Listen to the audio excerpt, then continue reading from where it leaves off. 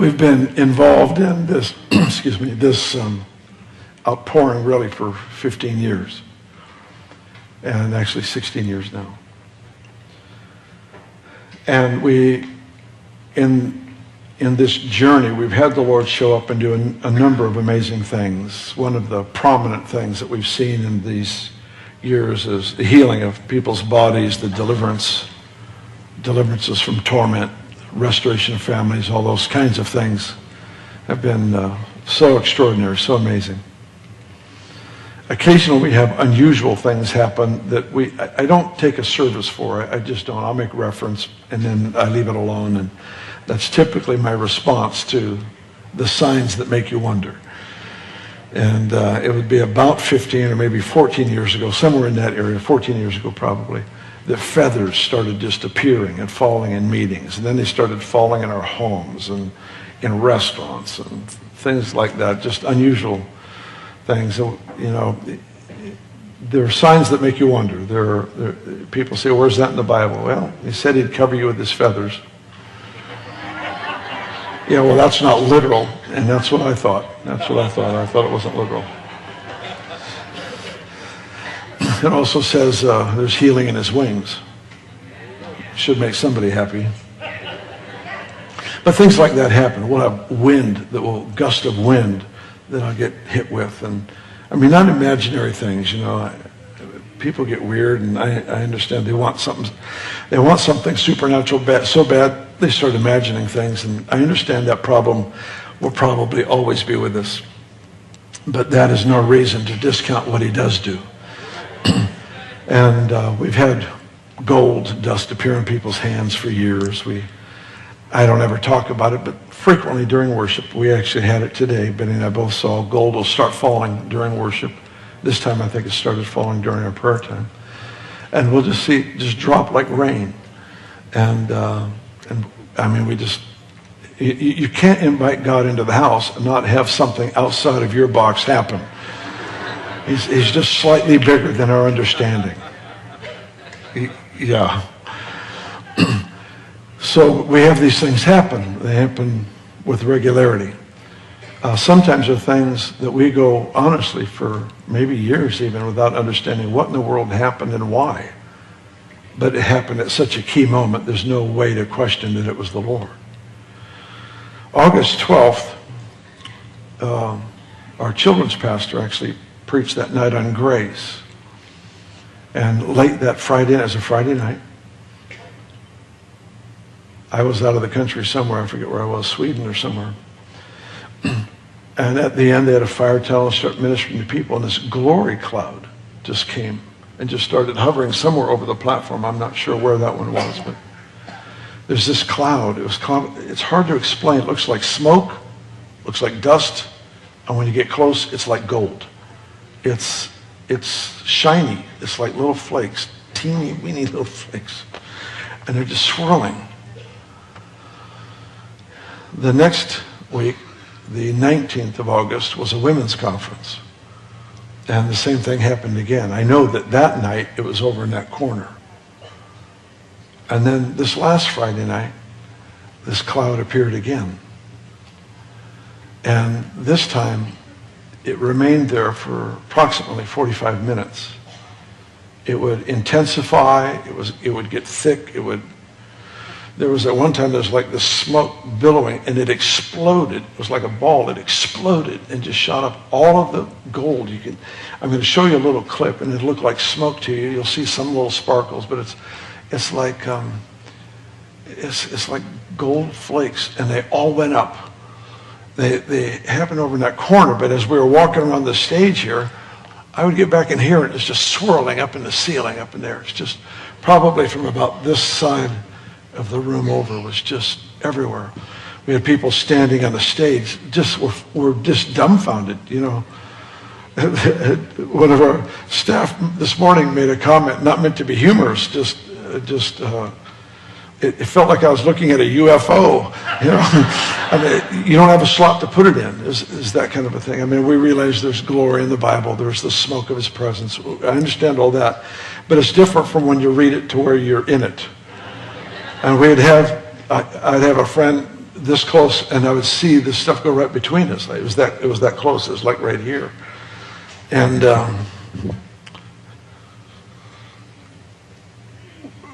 we're going to pray into this, actually, because there's a specific target that I feel like the Lord wants us to take. Chris, as we were talking about this morning as a team, leadership team, he prayed this prayer that I think is so strong, so prophetic.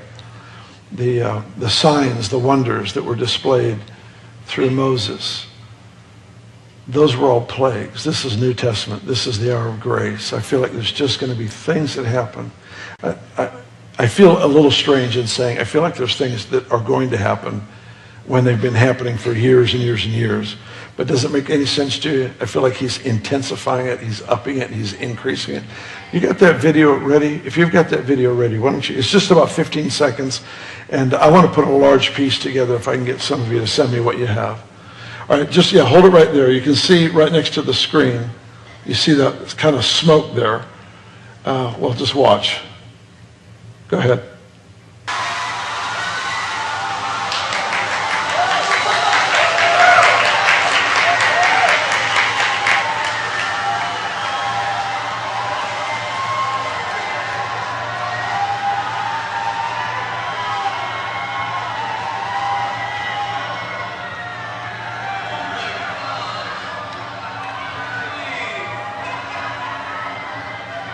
All right, run it back again. Start it over.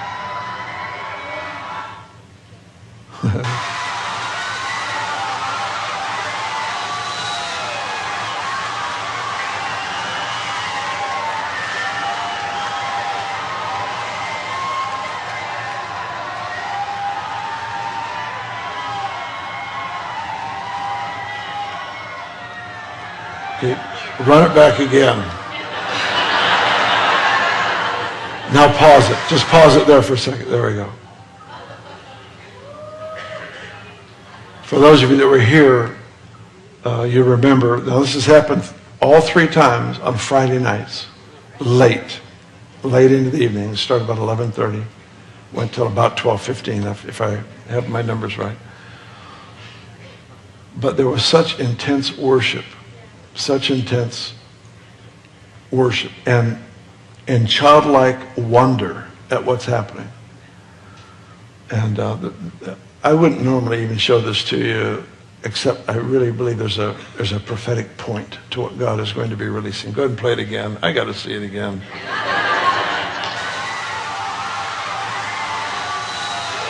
Can you see the sparkles in the cloud?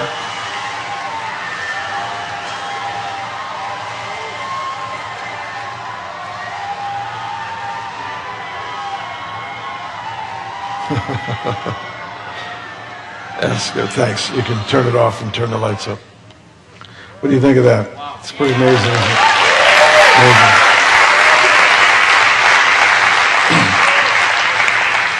You know, I've had several things happen through the years that were so ridiculously supernatural, but they were so natural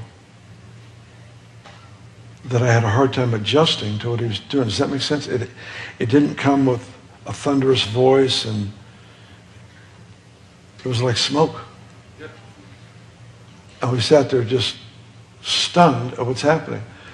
That's probably 20 or 30 minutes into this billowing cloud.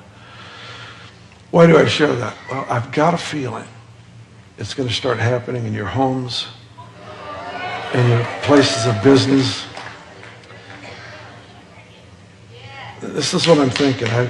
I've already seen in measure, we talked about what we think is going to happen, and that's true, but we also have a history of unusual things happening.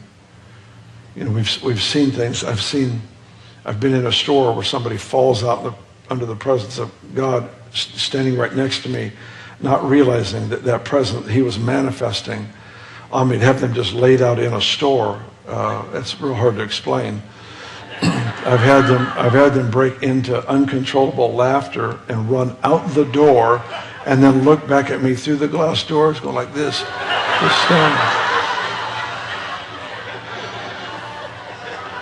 We've ordered in a restaurant and had this big old feather float between us and the waitress.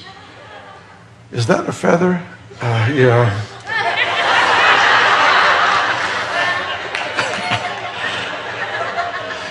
Yeah. And it is funny to talk about. It really is. It's delightful. It's enjoyable. It's mysterious. But here's the deal, and I feel like Kathy was touching on it some. Here's the thing that I felt the Lord really asked today. Are you willing to be a sign? And I know you've said yes, but before you say yes, think about this.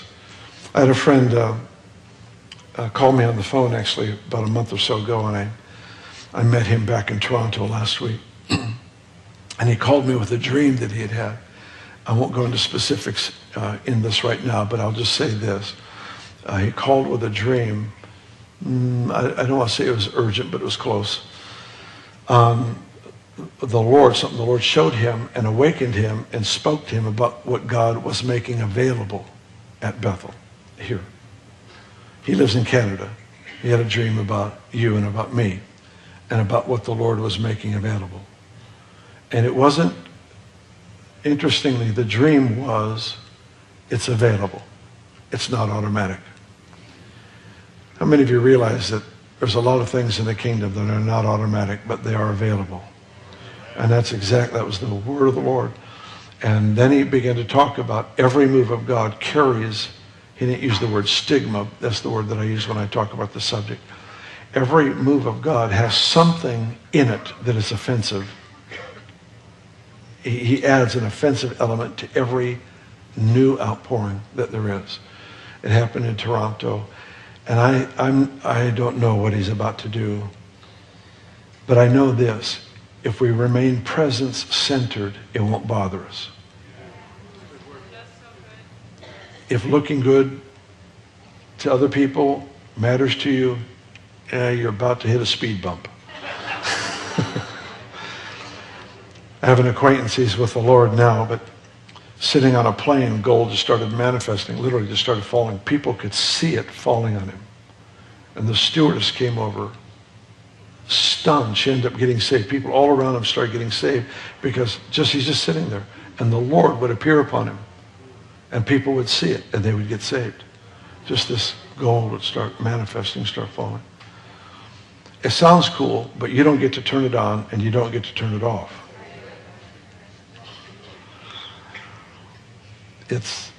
Are we willing to become a sign? It's an invitation for him to manifest himself as he pleases. I felt like when my friend called me, I felt like it was a warning, but he was happy. It was a happy warning, like, here, this is available. And then he went on to say that the Lord is entrusting it to us because we value the presence. And so I feel like there's something in the works here that we need to pray into, because what I see happening, the occasional public displays that I've seen through the years, just very seldom, very infrequent, but they happen. I've gone into places where, one place in particular, they would take me aside and ask me what was different. Why is it different when I walked into the building? And they would ask me. I feel like there are ways that he wants to manifest on us that are about to be released in presidential offices, in corporate heads' offices, in the principals of the schools, and these sort of things. And I want us to pray into this. I've got a passage I'm going to share with you. It's going to be a very short message. It was 10 minutes last service, so I'll have that goal today for a second service as well. I don't want to belabor this, but I feel like more than anything, I was to show you a video, have Chris pray. I have things to teach, but